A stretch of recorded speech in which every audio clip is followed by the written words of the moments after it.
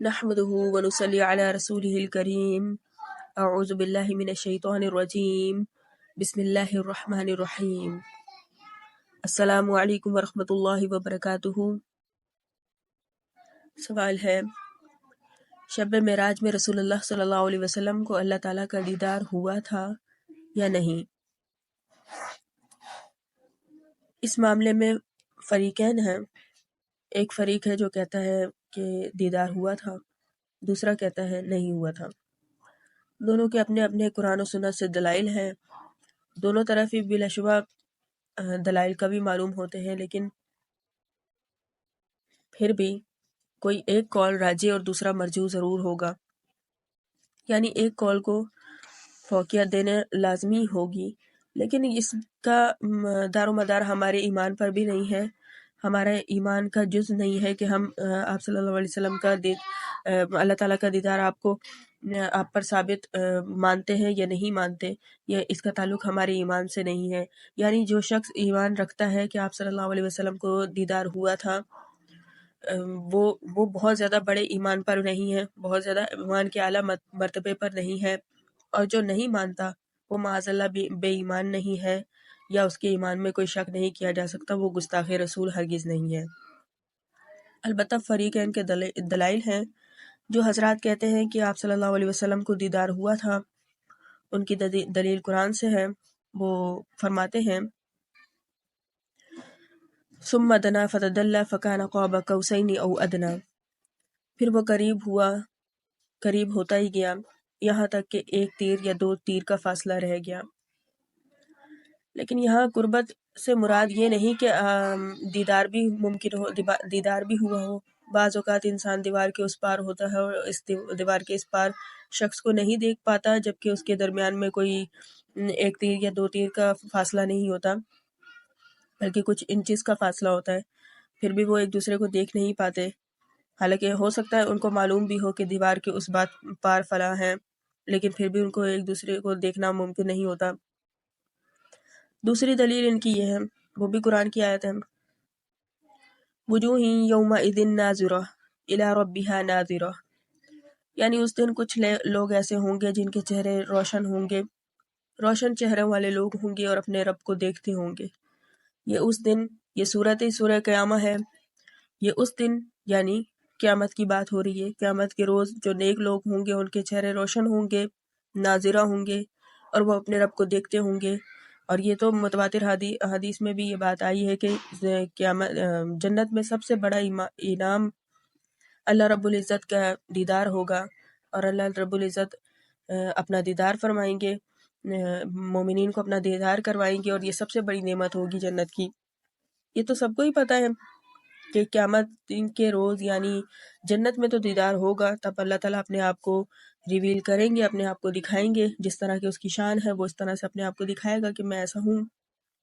لیکن دنیا میں وہ کسی کو اپنا دیدار دیتا ہے یا نہیں دیتا، اس میں قرآن نے واضح فرما دیا، لن ترانی، تو مجھے ہرگز نہیں دیکھ سکتا. حضرت موسیٰ علیہ السلام نے دیکھنے کی خواہش کی تو اللہ تعالیٰ نے صاف جواب دے دیا، لن ترانی، تو مجھے ہرگز نہیں دیکھ سکتا. اور ہلکا سا جلوہ جب کیا تو کوہ طور ریزہ ریزہ ہو گیا تھا. قرآن گواہ ہے اس کا. اور جو حضرات کہتے ہیں کہ آنکھوں سے دیدار نہیں ہوا تھا، البتہ دل کی آنکھوں سے دیدار ہو سکتا ہے ہوا ہو، لیکن آنکھوں سے دیدار نہیں ہوا، ان کے دلائل بھی بہت زیادہ قوی ہیں، اور قرآن کی آیات بھی ہے، اور حضرت عائشہ صدیقہ کی بہت زیادہ پکی اور اوتھینٹک حدیث صحیح بخاری میں موجود ہے، بہت صاف، واضح اور صریح الفاظ کے ساتھ ہے. اور قرآن کی دلیل یہ ہے، لن ترانی، تو مجھے ہرگز نہیں دیکھ سکتا. دوسری دلیل ان کی سورہ انعام کی آیت نمبر 103، لا تدرکہ الابصار وہو یدرک الابصار وہو اللطیف الخبیر.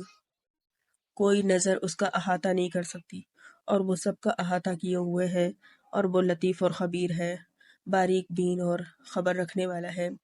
یعنی کوئی چیز، کوئی انسان اس کا ادراک نہیں کر سکتا، جبکہ وہ ہر چیز کا تدارک رکھتا ہے، وہ ہر چیز کا احاطہ کیے ہوئے ہے، ہر چیز کو دیکھتا ہے، ہر چیز سے باخبر ہے. اور کوئی انسان یا کوئی چیز یا کوئی دوربین ایسی نہیں ہے جو اس کو دیکھ سکے یا اس کا احاطہ کر سکے. اور حضرت عائشہ صدیقہ کی حدیث بھی ہے، صحیح بخاری حدیث نمبر 4855۔ حضرت عائشہ صدیقہ کی جو حدیث ہے، حدیث نمبر 4855 بخاری شریف کی حدیث ہے۔ مسروق رحمۃ اللہ علیہ نے بیان کیا کہ میں نے عائشہ صدیقہ رضی اللہ عنہا سے پوچھا، اے ام المومنین، کیا محمد صلی اللہ علیہ وسلم نے معراج کی رات میں اپنے رب کو دیکھا تھا؟ حضرت عائشہ صدیقہ رضی اللہ عنہا نے کہا، تم نے ایسی بات کہی کہ میرے رونگٹے کھڑے ہو گئے، یعنی اتنی عجیب بات کہی، تم ان 3 باتوں سے ناواقف ہو کیا؟ جو شخص بھی تم میں سے یہ 3 باتیں بیان کرے وہ جھوٹا ہے۔ جو شخص یہ کہتا ہو کہ محمد صلی اللہ علیہ وسلم نے شب معراج میں اپنے رب کو دیکھا تھا تو وہ جھوٹا ہے۔ اتنی بڑی بات کہہ دی۔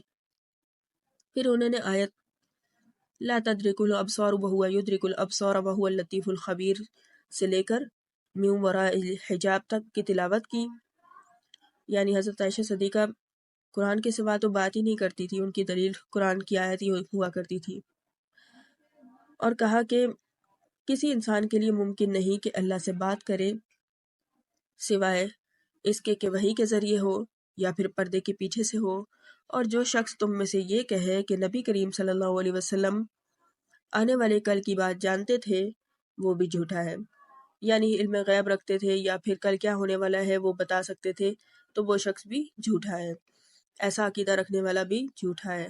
اس کے لیے انہوں نے آیت کی تلاوت کی وَمَا تَدْرِي نَفْسٌ مَاذَا تَكْسِبُ غَدًا، یعنی کوئی شخص نہیں جانتا کہ کل کیا کرے گا یا کل کیا ہونے والا ہے، کی تلاوت کی۔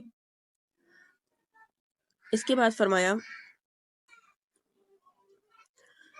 بعد فرمایا اور جو شخص تم میں سے یہ کہے کہ نبی کریم صلی اللہ علیہ وسلم نے تبلیغ دین میں کوئی بات چھپائی تھی تو وہ بھی جھوٹا ہے۔ پھر انہوں نے یہ آیت تلاوت کی یا ایھا الرسول بلغ ما انزل الیک من ربک، یعنی اے رسول پہنچا دیجئے وہ سب کچھ جو آپ کے رب کی طرف سے آپ پر اتارا گیا ہے۔ ہاں، نبی کریم صلی اللہ علیہ وسلم نے جبریل امین کو 2 بار دیکھا ہے، 2 بار اصل صورت میں دیکھا ہے۔ یہ حضرت عائشہ صدیقہ نے آگے یہ اضافہ کیا ہے، اور اس کا بھی ایک مطلب ہے۔ اس کا مطلب یہ ہے کہ جو آیت فریق اول دلیل کے طور پر پیش کرتے ہیں ثم دنا فتدلی فکان قاب قوسین او ادنی، اس کا مطلب حضرت ابن مسعود سے بھی اور حضرت عائشہ صدیقہ سے بھی کی تفسیر یہ منسوب ہے، یہ روایت آتی ہے کہ اس کا مطلب یہ ہے کہ آپ صلی اللہ علیہ وسلم نے حضرت جبریل امین کو دیکھا بہت قریب سے، ان سے ملاقات بہت قریب سے ہوئی، انہیں بہت قریب سے دیکھا، اور 2 مرتبہ دیکھا ہے اس طرح سے، ان کے 600 پر تھے، تو ان کے بارے میں یہ ہے، اللہ تعالیٰ کے بارے میں یہ آیت نہیں ہے۔ جبکہ دوسری آیت جو انہوں نے پیش کی تھی وجوہ یومئذ ناظرہ، تو یہ آخرت پہ محمول ہے، آخرت کے بارے میں بات ہو رہی ہے، یہ تو صورت ہے بھی سورہ قیامت کے دن اللہ تعالیٰ کا دیدار دیکھ لوگوں کو ہوگا، اور وہاں بے شک ہوگا، لا شک فیہ، وہاں ہوگا۔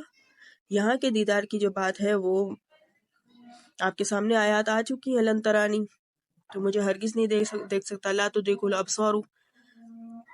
اور رہی بات رسول اللہ صلی اللہ علیہ وسلم کی، تو ان کی عظمت شان بہت بلند ہے، وہ امام الانبیاء ہیں، بے شک ہیں، لیکن جو اللہ تعالیٰ کا دستور ہے وہ اللہ کا دستور ہے، اور اس نے قرآن میں بتا دیا، کوئی چیز بھی ٹکی چھپی نہیں ہے۔ واللہ اعلم بالصواب۔ جزاک اللہ خیرا۔